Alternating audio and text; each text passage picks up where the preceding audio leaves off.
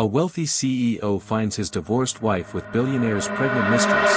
Child reveals her shocking betrayal. Mr. Elijah, the boy whispered. They're planning to take it all from you, just like the bad men took mommy's company. Hi viewers, kindly tell us where you're watching from and what time it is. Warm welcome to the family, enjoy the story. Have you ever witnessed the exact moment your perfect life collapsed? For Elijah Montgomery, tech genius and CEO of NeuroSync Technologies, that moment arrived on a Wednesday evening at Manhattan's exclusive Orchid Club.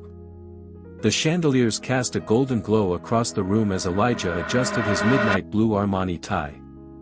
His meeting with potential investors was going exceptionally well, until he glanced across the room and froze mid-sentence. There she was. Zara. His ex-wife of only 8 months, stunning in an electric blue dress that matched his eyes, a deliberate choice. Her hand rested supportively on the shoulder of a visibly pregnant woman. Not just any pregnant woman, Vanessa Porter, the notorious mistress of Adrian Blackwood, Elijah's fiercest competitor. Something wrong, Elijah? Thomas Reed, his CFO and mentor, followed his gaze. Ah. Interesting company your ex-wife keeps these days. Before Elijah could respond, a small hand tugged at his sleeve. He looked down to find Micah, Zara's 5-year-old brother, staring up with intelligent eyes too serious for a child. Mr. Elijah, the boy whispered. They're planning to take it all from you, just like the bad men took mommy's company. Elijah knelt, momentarily forgetting the high-powered executives at his table. What are you talking about, buddy? Micah glanced nervously over his shoulder before pressing something cold and metallic into Elijah's palm. Zaza said not to give you this unless I had to. But I heard the bad men talking. Elijah opened his hand to reveal a diamond-shaped USB drive glittering under the chandelier light. What's this? Elijah asked, but Micah was already backing away. Everything, the boy whispered. The truth about why she left. Across the room, Zara had noticed them. Her expression shifted from shock to fear as she helped Vanessa to her feet. At that exact moment, the club's main doors swung open, revealing Adrian Blackwood himself, silver-haired and imposing. His eyes narrowed at the sight of his pregnant mistress with Elijah's ex-wife. Thomas was suddenly on his feet, phone in hand, eyes locked on the USB drive. The casual confidence that had defined him for years gave way to something else, raw panic. Where did you get that? Thomas demanded, reaching for the drive. Elijah closed his fist around it, suddenly certain of one thing: whatever this contained had the power to destroy everything he'd built. Security approached from all sides as Adrian strode toward Vanessa and Zara. 48 hours. That's all Elijah had before NeuroSync's technology went live in government systems. 48 hours to learn if the woman he loved had betrayed him, or saved him. Sir, there's been a security breach at your apartment. The alert flashed across Elijah's phone as his private car sped away from the Orchid Club. He'd slipped out a service entrance, leaving Thomas stammering explanations to their confused investors. Their kitchen island, eyes red-rimmed from crying. Elijah, if you're watching this, I pray it means Micah found a way to get this to you. I'm leaving tomorrow, and you'll think I've betrayed you. I need you to know the truth. She wiped tears. I discovered Thomas has been using your technology to develop a mass surveillance system called Oracle. When I confront him, he threatened my family. Showed me documents proving the orchestrated mother's company collapsed years ago. Elijah paused the video, mind racing. Thomas had been like father to him after his parents died. The man who taught him everything about business. His most trusted advisor. The video continued, I'm working with others to expose this. I couldn't tell you, Thomas monitors everything you see and hear. I had to make our divorce look real. I had to make you hate me so he wouldn't suspect me. Her final words hit like physical blows, I'm sorry. I never stopped loving you. But I couldn't let him turn creation into a weapon. The screen went black as Elijah's apartment lights suddenly cut out. A security override. Someone was coming. I should have known you wouldn't simply enjoy your wealth like a normal person, Thomas Reed's voice echoed through Elijah's darkened apartment. Back generators hummed to life, casting Thomas in an eerie glow. The men who'd mentored him since college, now flanked by 2 security guards. Normal people don't bug their employee bedrooms, Elijah countered, the diamond USB already hidden in his watch compartment. Thomas sighed. The divorce hit you harder than I thought. Now you're watching conspiracy videos. Zara left because you chose ambition over her idealism. Simple as that. You knew her mother. Before I did. Something flickered across Thomas's face, surprise, quickly masked. Ruby Williams. The failed entrepreneur. Perhaps at a fundraiser. You destroyed her company. Thomas laughed, a sound hollow in a half-lit penthouse. Elijah, you're exhausted. Stressed about tomorrow's launch. Let the team sweep for whatever's bothering you, and get some rest. The security team moved with practiced efficiency, scanning for electronic devices. Elijah watched them find nothing, knowing his isolated laptop was secure in a lead-lined safe behind his bookshelf. After they left, promising everything was clean, Elijah stood at his window overlooking Manhattan. His mind replayed every moment with Zara, the first meeting when she challenged his presentation on algorithmic bias, their late night coding together, passionate arguments about tech ethics, the morning he woke to find her gone. Had he really been so blind? He closed his eyes, remembering their final fight. Zara had discovered financial irregularities, government contracts she could access. When she questioned him, he dismissed her concerns. That's Thomas's apartment, he said. Focus on what you do best. What you do best. As if a moral compass wasn't her greatest strength. A faint blinking caught his eye, a reflection in a window glass. He turned slowly, scanning the room until he spotted it, a tiny red light inside his bedroom light fixture. Thomas's team hadn't been searching for devices. They'd been installing them. Maintaining his composure, Elijah prepared for bed normally, mind racing behind calm exterior. Under shower water loud enough to mask any sound, he accessed his secure phone. Meeting tomorrow, 9 a.m., boardroom, he texted Thomas. Then, using an encrypted messaging app registered to a shell corporation, he sent another message to a gaming forum account. Master Micah, I found your Easter egg in level 4. Need a walkthrough for bonus level ASAP. It was shot at dark, but if anyone monitored a child prodigy as closely as Zara claimed, they'd have noted his gaming habits. 3 minutes later, as Elijah pretended to sleep beneath watchful cameras, his secure phone vibrated. Code playground by your old apartment. 7 a.m. I'm alone. Delete this. The message was from Code Queen, Zara's college gaming handle. As dawn approached, Elijah faced a hard question, who had truly betrayed whom? Code playground stood empty in the early morning light, dew still clinging to metal slots and swings. Elijah checked his watch, 6:58 a.m. He ditched his phone, credit cards, even his custom watch, anything that could track him. You're early, a child's voice said. Elijah turned to find Micah sitting inside a concrete tunnel, tablet balanced on his knees. The boy wore a school uniform, backpack beside him. Where's your sister? Elijah asked, scanning the perimeter. School drop-off. 5 minutes to talk before my real ride comes. Micah's small fingers flew across his tablet. I'm running interference on the cameras. Loot footage. Standard stuff. Elijah blinked. Stand for a 5-year-old. I'm almost 6, Micah corrected, not looking up. Zaza says you're smart enough to understand but stubborn enough not to believe without proof. The USB is just part of it. Zaza's been documenting everything since she found the first camera. Thomas has contracts with 3 government agencies. The algorithm you created for shopping references. They modified it to predict civil unrest and identify dissidents. The code playground spun around Elijah. That's not what technology does. It is now. Micah looked up finally, eyes too old for his face. Vanessa Porter is really pregnant. She wears a prosthetic to gain access to Blackwood systems. She used to work cybersecurity for the NSA before she became an ethical hacker. This sounds crazy. Mom thought so too, until Zaza showed her the contract with her signature on it. Thomas forced her son over her company patent 9 years ago. Threatened to hurt me when I was a baby. A sleek black car pulled up to the curb. That's my ride to school, Micah said, packing his tablet. Zaza will contact you. She has to be careful, Thomas has people watching her too. Micah, wait, Elijah reached for the boy's arm. Why did she really leave me? Micah's expression softened. She found out Oracle goes live tomorrow. She couldn't warn you directly, you wouldn't have believed her over Thomas. So she made herself the villain to protect you. From what? The bad men don't just want your company. They want your brain. Micah tapped his own temple. You're the only one who fully understands the core algorithm. Once Oracle launches, they don't need you anymore. The car honked. 36 hours, Micah said, suddenly looking like the child he was. That's all we have left.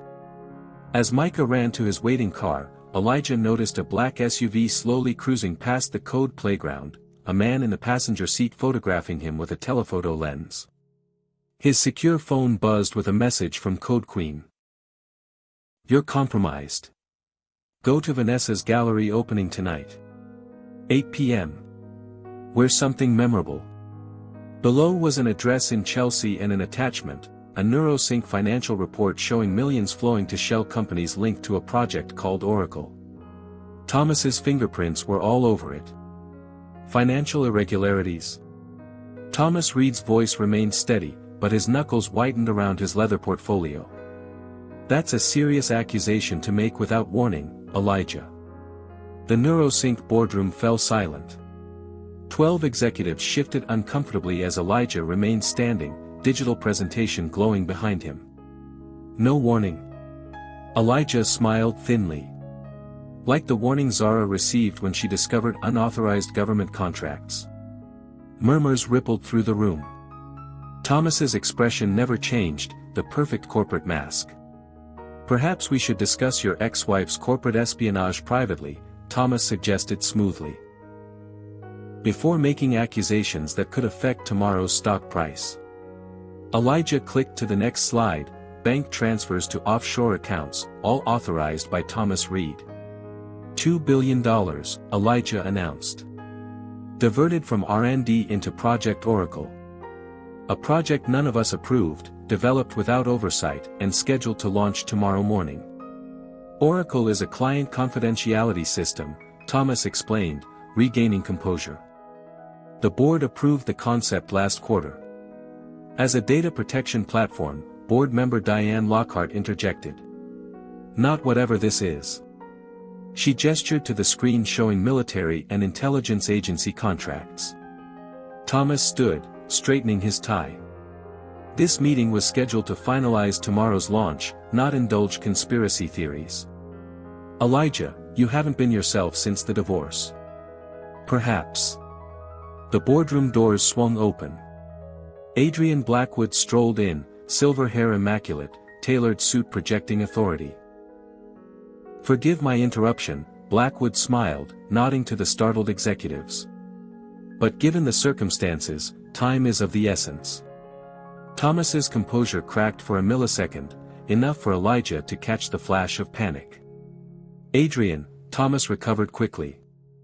"This is a private board meeting." "Indeed."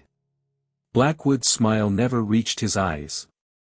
"However, my acquisition offer becomes relevant given today's discussion."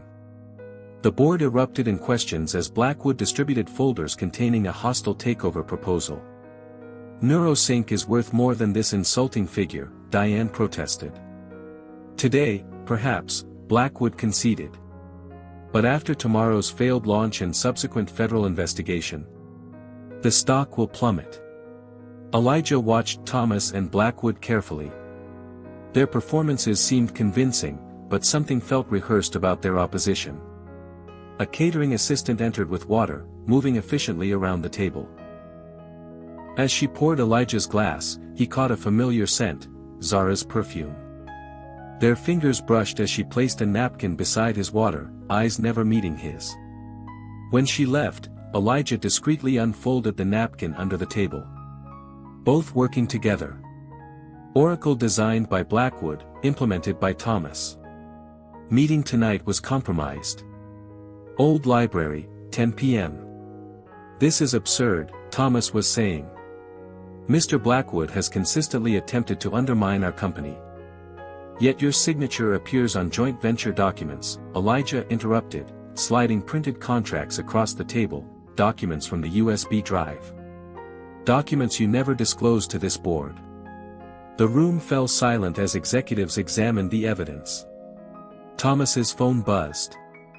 He glanced at it, then at his watch. "I suggest we adjourn to consider Mr. Blackwood's offer," Thomas said, gathering his papers with controlled movements. Clearly emotions are running high. As the board members filed out, Thomas hung back, approaching Elijah with a lowered voice. "You're making a catastrophic mistake," he whispered. "We gave you everything. Your parents would be ashamed." Elijah maintained eye contact. My parents died when I was 14. Yes, Thomas replied, face hardening. They certainly did. He stepped back, making a discreet call as he exited, he knows. Accelerate timeline. The old library stood 3 blocks from Columbia University, where Elijah and Zara had first collaborated on neural interface designs. Rain pelted the stained glass windows as Elijah slipped through the rear entrance, past shelves of forgotten leather-bound volumes. She waited in their spot, the ancient technology section where they'd once kissed between rows of books on Babylonian mathematics. Her canary yellow coat hung dripping on a nearby chair, a deliberate choice. The first color he'd ever seen her wear. You shouldn't have confronted Thomas directly, Zara said without turning. Now they'll accelerate everything. When exactly should I have confronted him? After discovering my company's being used for mass surveillance? After learning my mentor bugged our bedroom? Elijah kept his voice low, controlled. Or maybe after my wife abandoned me without explanation. Zara finally faced him, eyes fierce despite her exhaustion. I left to protect you. By taking my research.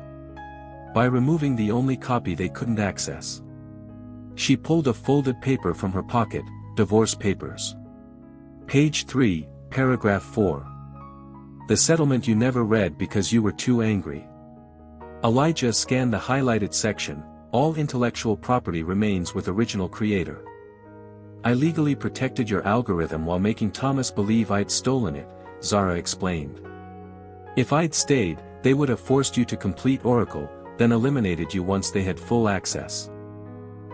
Like they eliminated your mother's company. Zara's composure cracked. Thomas blackmailed her 9 years ago. Used her technology for defense contracts she never approved. When she threatened to go public, they destroyed everything and threatened my brother. Elijah's mind raced, recalculating years of assumptions. The pregnant woman, Vanessa.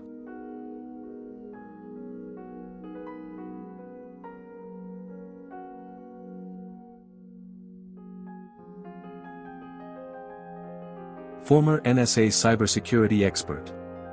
She discovered Blackwood was developing the same surveillance system with different technology. We connected through underground tech resistance channels. You expect me to believe Adrian Blackwood and Thomas Reed, bitter rivals, are secretly partners? Zara pulled out her phone, showing him photos of the men meeting at a private airstrip. Corporate rivalry is their cover story. They'd been working together for years, securing contracts with multiple intelligence agencies. Rain drummed harder against the windows as Elijah processed this betrayal. Why come to me now? Because Oracle goes live tomorrow at 9 a.m. Once operational, it can track anyone through any connected device. No warrants. No oversight. She leaned closer. Your neural interface technology was the missing piece they needed, direct access to users' thought patterns. That's not possible with current. It is with the modifications Thomas made to your algorithm. Zara's voice dropped. The technology doesn't just predict behavior anymore. It can influence it. A book fell from a nearby shelf. Both froze. We're not alone, Elijah whispered. Zara gripped his hand. There's a data center in Brooklyn where Oracle's being housed. We have to get inside, but we need your executive credentials. You're asking me to commit corporate treason based on conspiracy theories. I'm asking you to see what they've done with your creation. Her eyes held his. Then decide who the real traitors are. The library's security cameras pivoted toward them. The Brooklyn waterfront warehouse looked abandoned, its faded exterior revealing nothing of the technological fortress within. Zara cut the headlights 2 blocks away, guiding their unmarked van into an alley behind a row of industrial buildings. Blackwood owns the entire block through shell companies, she whispered as they exited the vehicle. The security system registers heat signatures, not just movement. Vanessa Porter emerged from the van's rear, her pregnant prosthetic now removed. Without it, she was lithe and athletic, with close-cropped hair and eyes that missed nothing. Perimeter sensors activate in 30-second rotations, Vanessa explained, checking her specialized tablet. We have a 17-second window between sweeps. Micah's voice came through their earpieces, camera loop engaged. You're invisible for the next 10 minutes. Elijah raised an eyebrow at Zara. You brought a 5-year-old into this? He's monitoring from Ruby's apartment, 3 miles away, she countered.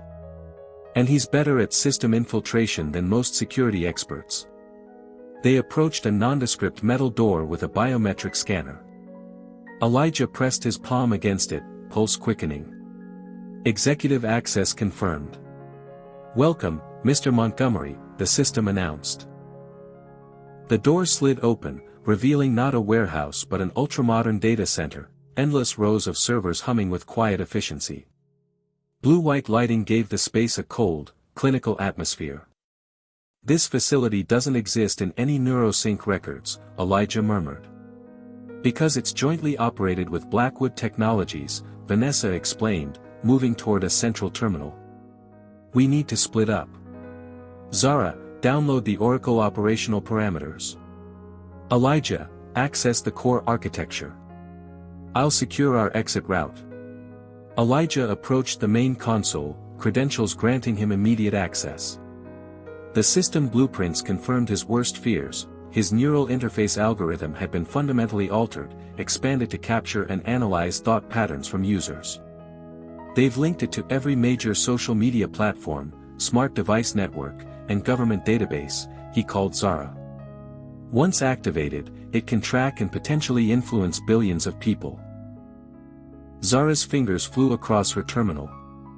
Thomas modified the targeting protocols. They can isolate individuals or groups based on thought patterns, political leanings, even emotional responses.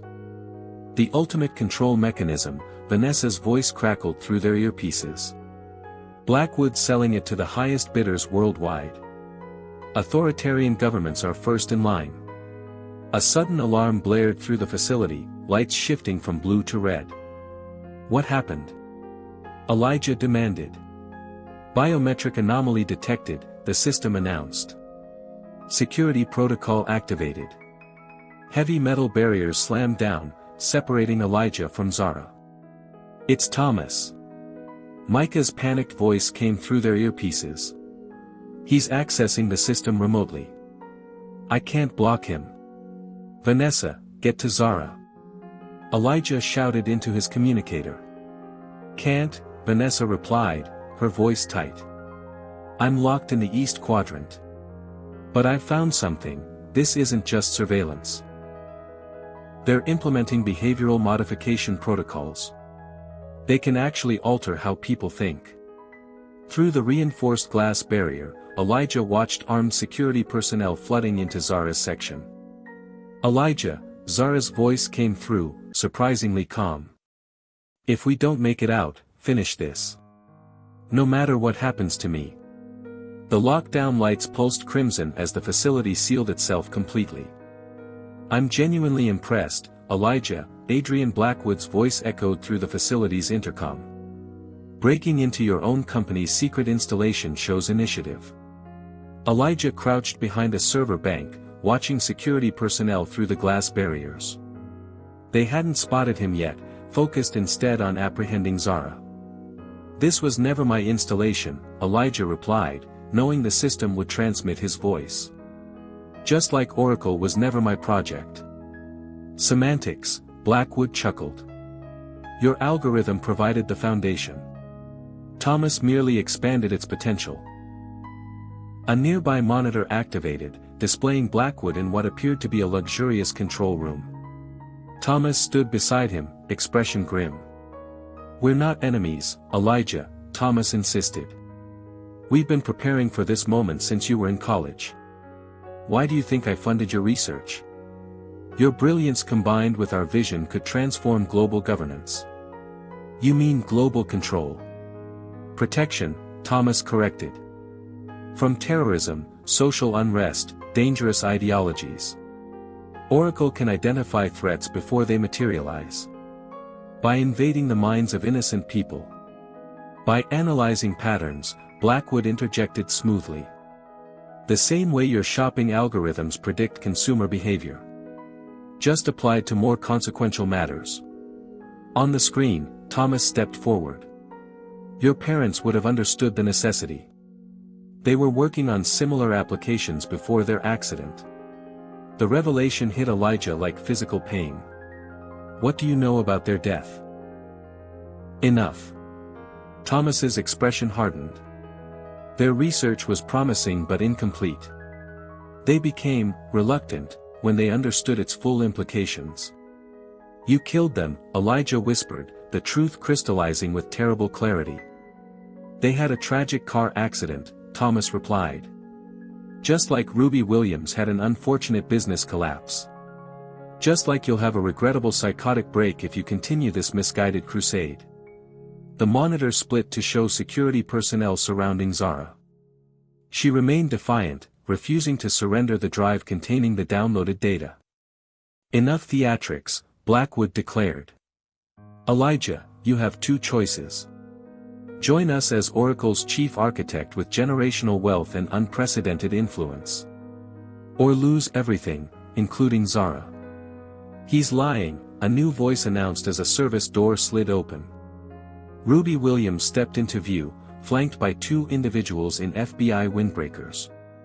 They never intended to let any of us live. Mom. Zara gasped. Hello, Ruby, Thomas said coldly. Still fighting battles you can't win? Not alone this time, Ruby replied.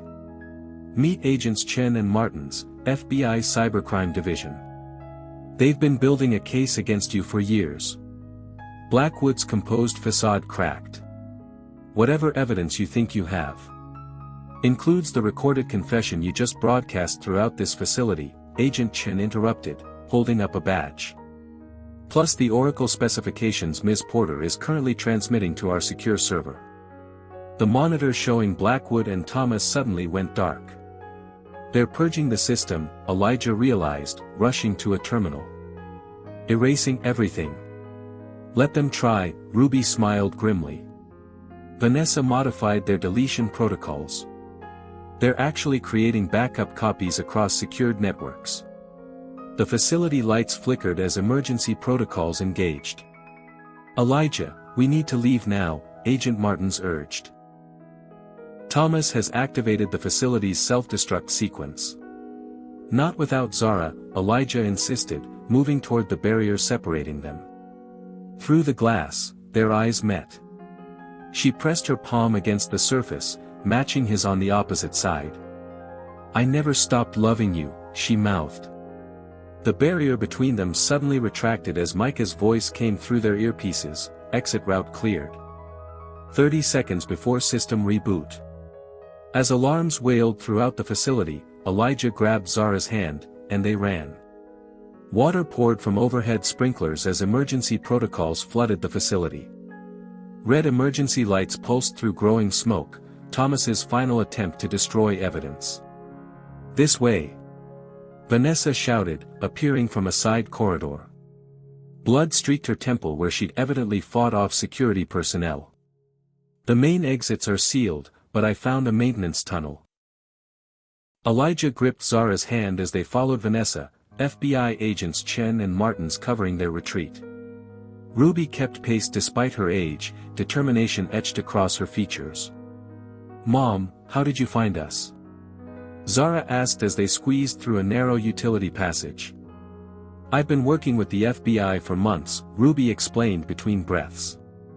After you discovered Thomas's connection to my company's collapse, I reached out to old contacts in tech security.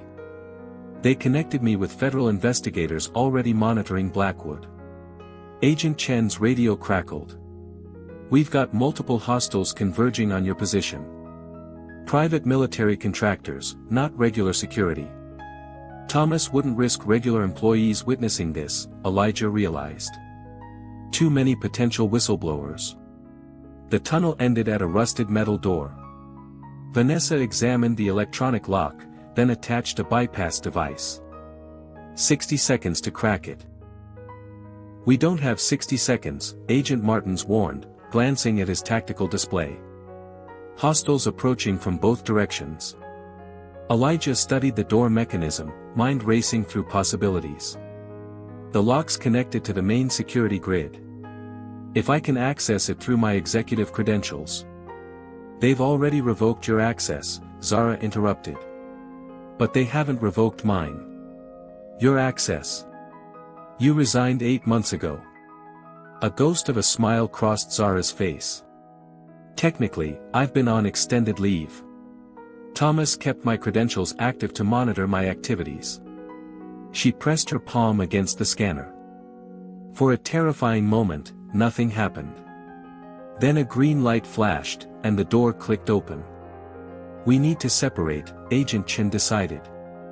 They're tracking a group of 6. Divided, we become harder targets. Elijah and Zara, take this, Vanessa handed them a specialized phone. It contains everything we downloaded. Get it to our contact at the New York Times. Ruby embraced her daughter fiercely.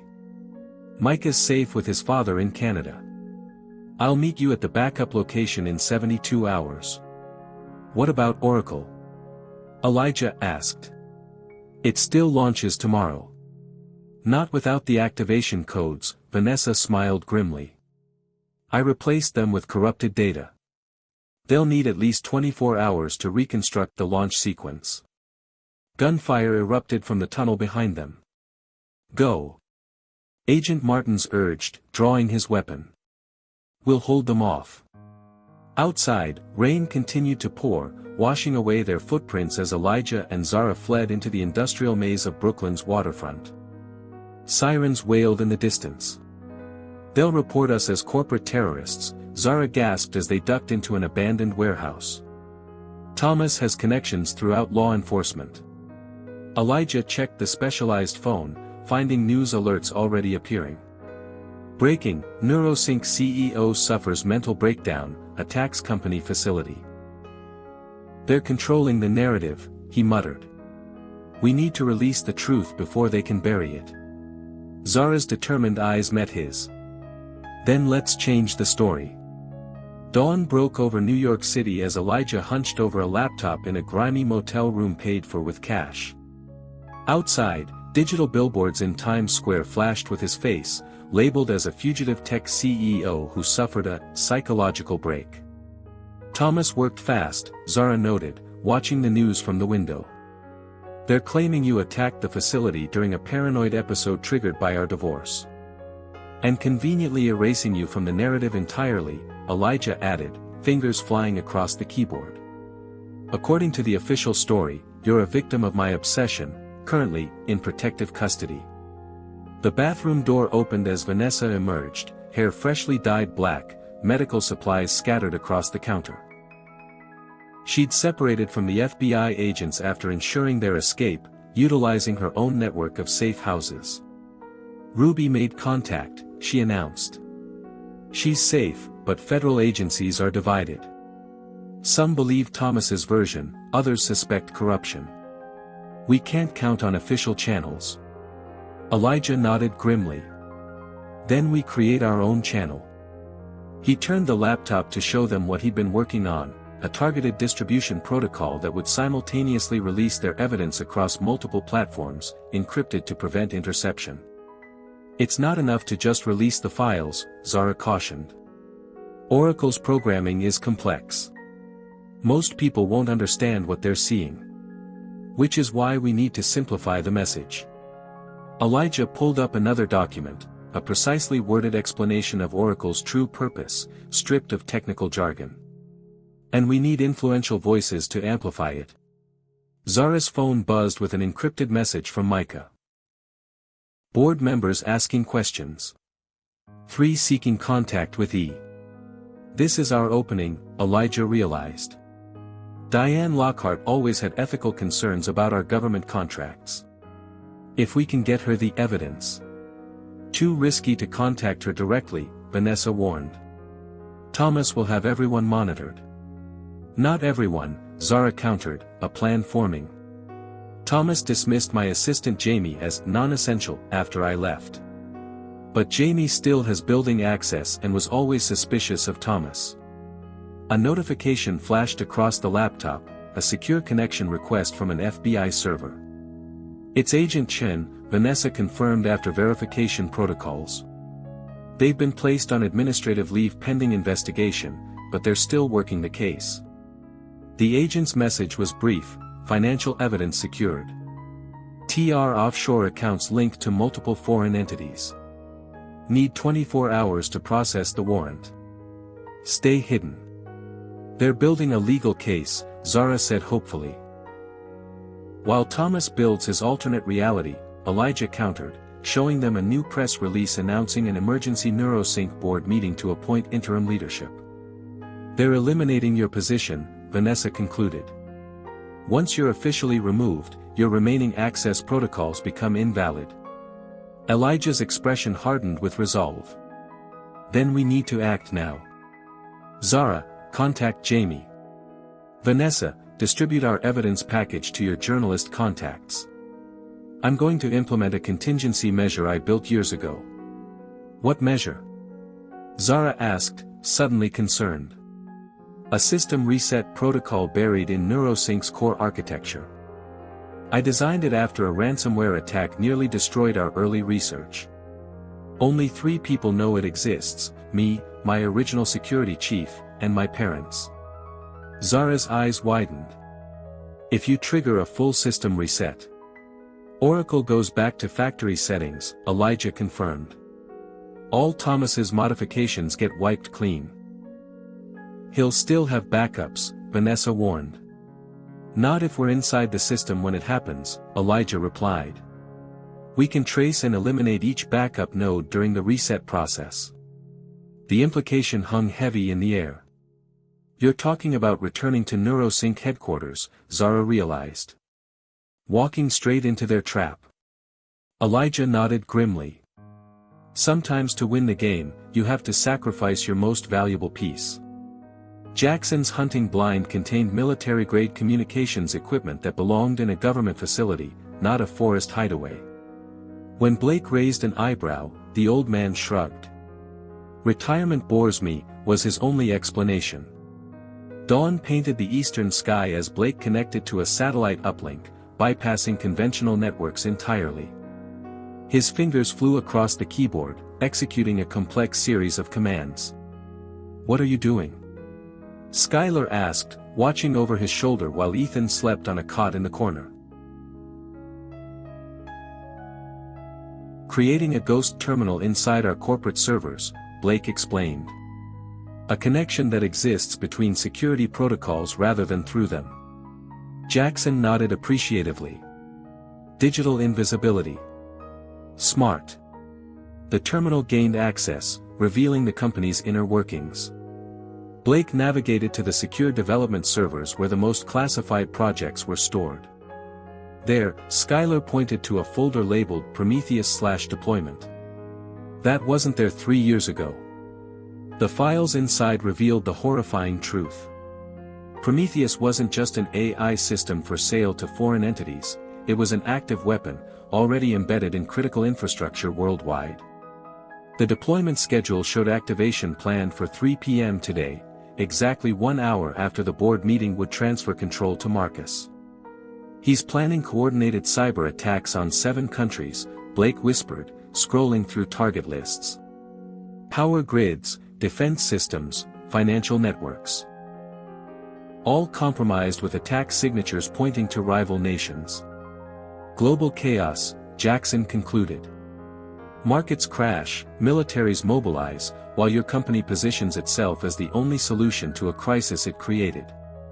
Skylar pulled up the authentication protocols. The system requires 3 keys for activation, Marcus has 1, James has another, and the third. The third is coded to my biometric signature, Blake finished, realization dawning. That's why they needed me alive until the board meeting. They need my fingerprint and retinal scan. Can you shut it down remotely? Jackson asked. Blake shook his head. Not without physical access to the master server. It's in a secure room beneath headquarters, biometrically locked to executive access only. Skylar leaned forward, determination hardening her features. I built a backdoor into the authentication system, a failsafe in case the technology was ever weaponized.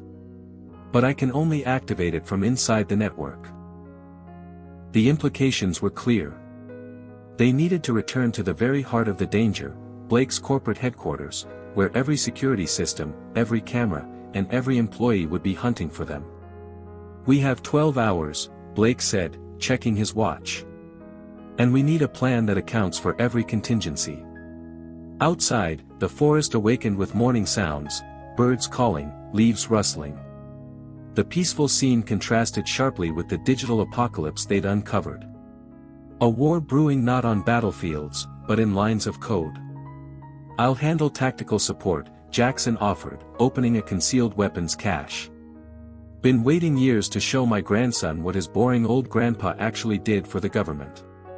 Blake looked at Skylar, at Ethan sleeping peacefully, at the mission impossible before them.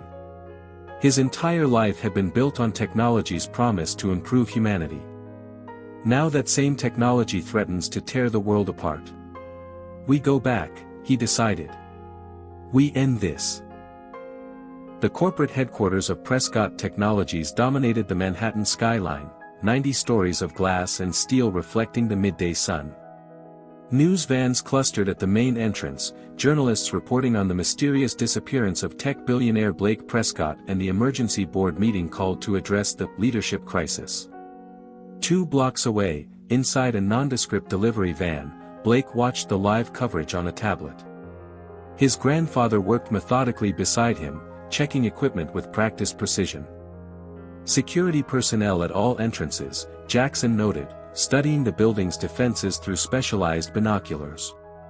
Metal detectors, ID scanners, facial recognition cameras. They've doubled the standard protocol. They're expecting us, Blake confirmed. Skylar entered from the back of the van where she'd been preparing Ethan for his role. The boy wore a small backpack and a baseball cap pulled low, his expression serious beyond his years. He understands what to do, she said, though worry lines creased her forehead. But I don't like involving him. Neither do I, Blake admitted, kneeling before his son. But Marcus knows our faces. Ethan is our only advantage. The plan was dangerous but necessary. While Blake and Skylar created a distraction at the press entrance, Jackson would escort Ethan through the service entrance using forged credentials. The boy would carry a specialized device designed to disable the security systems on the executive floor, small enough to avoid detection, powerful enough to create their window of opportunity. What if something goes wrong? Skylar asked, the question they'd all avoided. Blake met her gaze directly. Then you take Ethan and run. Jackson has new identities prepared. Don't look back. The clock showed 2:15 p.m. 45 minutes until the board vote that would hand control to Marcus. 45 minutes before the deployment of a system designed to trigger global conflict. It's time, Jackson said, checking his watch. Blake pulled Ethan into a tight embrace. Remember what we practiced? The boy nodded solemnly. Find the blue door. Put the special phone on the black box. Count to 60. Then go back to great-grandpa. That's right, Blake said, throat tightening. You're the bravest person I know. Jackson took Ethan's hand, leading him toward the service entrance while Blake and Skylar moved toward the chaos of the press area. They wore maintenance uniforms, faces altered with subtle prosthetics designed to fool facial recognition systems. In another life, Blake said quietly as they approached the building, we might have built something amazing together. Skylar's hand found his, squeezing briefly. Let's make sure we get another life. The press entrance was chaotic, journalists shouting questions, security struggling to maintain order. Blake activated the first diversion, a series of false alarms throughout the building's lower floors. As guards rushed to respond, Blake and Skylar slipped through an employee entrance using badge credentials Jackson had manufactured. Inside, they moved with purpose toward the executive elevator banks. Blake's watch showed 2:27 p.m. If Ethan had succeeded, the security systems would be down for precisely 3 minutes. The elevator required no authentication, the first confirmation their plan was working. As the doors closed, Blake removed the maintenance disguise, revealing a perfect replica of his typical executive attire. Skylar did the same, transforming into a corporate attorney complete with credentials. "Boardroom or server room?" she asked as the elevator ascended. "Server room first," Blake decided. "Stop the deployment, then expose Marcus." The executive floor appeared deserted when they arrived, another positive sign. They moved swiftly toward the secure server room, bypassing the disabled security checkpoints. Blake placed his palm on the biometric scanner, holding his breath. The light flashed green. They were in. The server room hummed with the sound of cooling fans and processing power. Blake located the Prometheus main terminal while Skylar stood guard at the door. "I need 10 minutes to disable the deployment protocols," he called to her, fingers already dancing across the keyboard. "We don't have 10 minutes, Skylar replied, voice tight. "Company security is heading this way." And Blake, there with FBI agents. The boardroom fell silent as the doors burst open. 14 executives in impeccable suits turned as one, expressions shifting from annoyance to shock as Blake Prescott strode confidently into the room, Skylar Chin at his side. Marcus Wells recovered first, his practiced smile barely faltering. "Blake. We've been concerned about your whereabouts. The authorities have been searching." "Save it, Marcus," Blake interrupted, moving to the head of the table, his rightful position. "I think it's time we discuss Project Prometheus, don't you?" Murmurs rippled through the board members. Some looked confused, others alarmed. 3 faces remained carefully neutral: James, the CFO, and the legal counsel. Marcus's co-conspirators. "I'm not familiar with that project," Marcus replied smoothly. "Perhaps in your fragile state, you've become confused."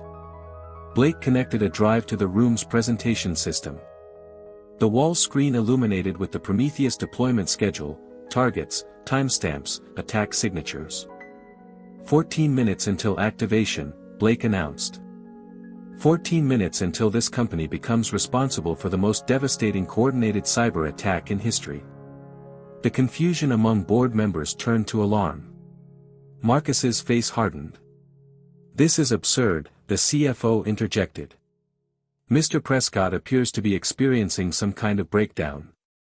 Security should." "Should what?" Skylar stepped forward. "Hide the evidence like you hid Blake's son from him? Forge more documents? Or just eliminate problems like you tried to do at the safe house?" The boardroom doors opened again, admitting 2 FBI agents. Behind them stood Jackson, one hand resting protectively on Ethan's shoulder.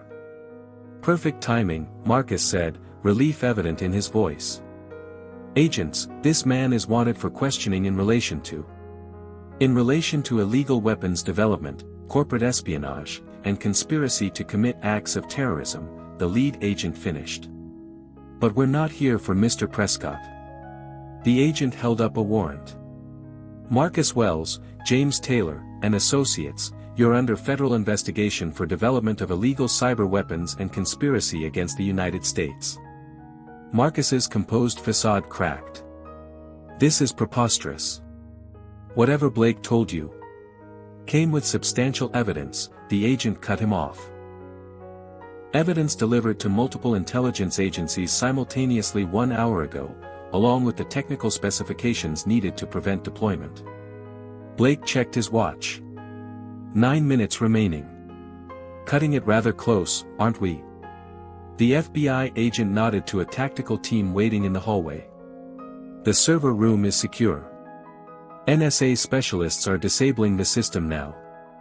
Marcus lunged for the conference room phone. James moved toward the door. The legal counsel reached inside his jacket. Everything happened at once. Jackson tackled James with surprising agility for his age. An FBI agent subdued the legal counsel, revealing a concealed weapon. Marcus found himself facing Blake across the boardroom table, phone in hand. "It's over, Marcus," Blake said quietly. "The activation codes have been changed. The deployment was cancelled. Your buyers are informed of your failure." "You have no idea what you've done," Marcus hissed, desperation replacing his corporate polish. "The people I answer to don't accept failure." "Neither do I," Blake replied. "That's something you never understood about me." As the FBI led the conspirators away, the remaining board members sat in stunned silence. The company they thought they knew had been operating as a front for international cyber warfare. Blake knelt before Ethan, who had remained remarkably calm throughout the confrontation. "You did perfectly," he told his son. "Better than perfectly." The boy smiled for the first time since their ordeal began. "Does this mean the bad men are gone?" Blake exchanged glances with Skylar, both knowing the answer wasn't as simple as their child deserved. The conspirators were captured, but the organization that funded them remained in the shadows. "The bad men are gone," Blake confirmed, choosing the truth that mattered in the moment. "And we're going to make sure they can't hurt anyone." The aftermath unfolded like a complex chess endgame. FBI agents swarmed the executive floor, securing evidence and detaining Marcus's network of accomplices. Intelligence officers from 3 agencies coordinated with international partners to dismantle the Prometheus backdoors planted in critical systems worldwide. Blake, Skylar, and Ethan waited in Blake's private office while Jackson spoke with federal authorities in the conference room. Through the glass walls, Blake could see his grandfather commanding respect from officials half his age, revealing a side of the man Blake had never fully understood. "Your father would be proud," Skylar said, following his gaze. "Of both of you." Blake shook his head. "My father died never knowing what his own father actually did for a living. Just like I almost died without knowing my son." He turned to her. "We need to break that pattern." Ethan sat at Blake's desk, solemnly drawing on company letterhead, buildings and stick figures holding hands. A family in front of what appeared to be Blake's corporate tower. The office door opened as a senior FBI official entered, expression grave. "We have a situation, Mr. Prescott. Marcus Wells has escaped custody." Blake stood immediately. "How?" "Transport vehicle was ambushed 3 blocks from here. Professional hit, 4 agents down. Traffic cameras lost him entering the subway system." Skylar gathered Ethan into her arms, protective instincts flaring. "He'll come here. He needs the activation protocols." "The building is secure," the agent assured them. "We have teams at every." Emergency lights flashed as the building's security system initiated lockdown protocols. Blast doors sealed the executive floor as alarms blared. "What's happening?" the agent demanded, reaching for his weapon. Blake rushed to his computer terminal. "Someone's overridden the building's safety systems. We're sealed in." The security monitors showed chaos. FBI agents trapped on various floors, emergency responders unable to enter, communication systems failing. A master override that shouldn't have been possible. "There's a manual release in the main server room," Blake said, already moving toward the door. "I can restart the systems from there." "I'm coming with you," Skylar insisted. Blake shook his head. "Stay with Ethan. Jackson will protect you both." The FBI agent accompanied Blake through the executive floor toward the server room. The building felt eerily quiet under the pulsing emergency lights, evacuated except for trapped personnel. Marcus had help, Blake realized aloud. Someone with access to core building functions. They reached the server room door, ajar when it should have been secured. Blake approached cautiously, signaling the agent to cover him. Inside, Marcus stood at the main terminal, fingers flying across the keyboard. A bloody gash crossed his forehead, his expensive suit torn and stained.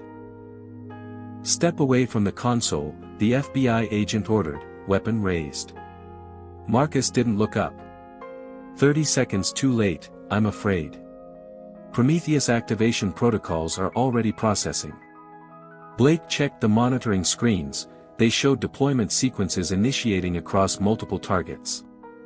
"You're starting a war," Blake said, disbelief coloring his voice. "For what? Money?" Marcus finally turned, a strange calm in his expression. "Money is for small minds, Blake. Power, that's the only currency that matters. The world that emerges from this chaos will need new leadership. You won't be around to see it," the agent stated flatly. A slight smile touched Marcus's lips. "Perhaps not. But neither will you." The terminal behind him flashed a warning: facility self-destruct sequence initiated. 3 minutes to detonation. "Insurance policy," Marcus explained casually. "The building's structural supports are wired with military-grade explosives. Either I walk out of here, or no one does." The FBI agent kept his weapon trained on Marcus. "Disarm it. Now." "I can't," Marcus replied. "Only the system administrator can abort the sequence." He looked pointedly at Blake. "Your choice, old friend. Stop Prometheus deployment, or save everyone in this building. You don't have time for both." The Manhattan skyline looked different from Central Park, the distinctive silhouette of Prescott Technologies now absent after the controlled demolition 3 months ago. Blake sat on a bench watching Ethan chase squirrels across the grass, Skylar beside him with her head resting on his shoulder. "The contractors say the new headquarters will be completed ahead of schedule," Blake mentioned, scrolling through updates on his phone. "Smaller, more efficient design. Less imposing." "Like its owner," Skylar observed with a smile, squeezing his hand. The choice in the server room had been impossible yet inevitable. Blake had aborted the building's self-destruct sequence while the FBI cyber team remotely disabled Prometheus from their command center. Marcus had escaped in the confusion, vanishing into the wind with access to neither the company nor the weapon he'd created. The aftermath transformed everything. Blake had restructured the company from the ground up, instituting transparency protocols and ethical guidelines that set new industry standards. The board was entirely new, vetted personally by intelligence agencies. And Blake's role had changed from CEO to chairman, allowing him time for what mattered most. "Daddy! Look what I found!" Ethan called, racing toward them with a colorful leaf clutched in his small hand. Blake accepted the offering with appropriate reverence. "That's incredible, buddy. Should we take it home for your collection?" Home was a brownstone in Brooklyn now, not a penthouse or secluded mansion. A normal home on a normal street where Ethan could have a normal childhood, protected by security systems that remained invisible to their neighbors. Jackson visited weekly for dinner, gradually sharing stories of his classified past with his grandson and great-grandson. The old man had found a new purpose as a security consultant for the rebuilt company, his experience proving invaluable. "Any word?" Skylar asked quietly after Ethan returned to his explorations. Blake knew what she meant. Intelligence reports placed him in Southeast Asia last month. The trail went cold in Singapore. Marcus remained a ghost, a threat that haunted the edges of their new life. International authorities continued the manhunt, but both Blake and Skylar harbored private doubts about whether he would ever face justice. "He'll surface eventually," Skylar said with quiet certainty. "People like Marcus crave recognition. They need to be seen. And when he does, we'll be ready," Blake replied, his arm tightening around her shoulders. The company had instituted fail-safes throughout its systems, layers of protection against the threat they knew might return. But their most important security measure wasn't technological. It was truth. Ethan would grow up knowing his history, understanding the responsibilities that came with the Prescott name and fortune. Blake's phone buzzed with a news alert, another technology company exposed for ethical violations.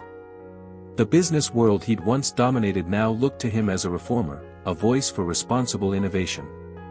"Your interview with the Times posted this morning," Skylar noted. "They're calling you the conscience of Silicon Valley." Blake laughed. If they only knew how close I came to losing everything that matters. Ethan raced back to them, eyes bright with excitement. Can we get ice cream? Please. Such a normal request. Such a precious ordinary moment that Blake had nearly missed experiencing. Absolutely, he agreed, standing and lifting his son onto his shoulders. Ice cream is exactly what this day needs. As they walked through the park, a man, a woman, and their child, they appeared to be simply another family enjoying the afternoon. Passers-by wouldn't notice the subtle security detail keeping watch from a distance, or recognize the tech billionaire in casual clothes carrying a laughing boy. They wouldn't see the lingering vigilance in the parents' eyes, the awareness that somewhere in the world, a dangerous man remembered them too. A man with patience, resources, and a thwarted vision of global chaos. But that was tomorrow's problem. Today was for ice cream, for laughter, for building the family they'd almost lost before it began. The future remained unwritten, a blank page waiting for their story to continue.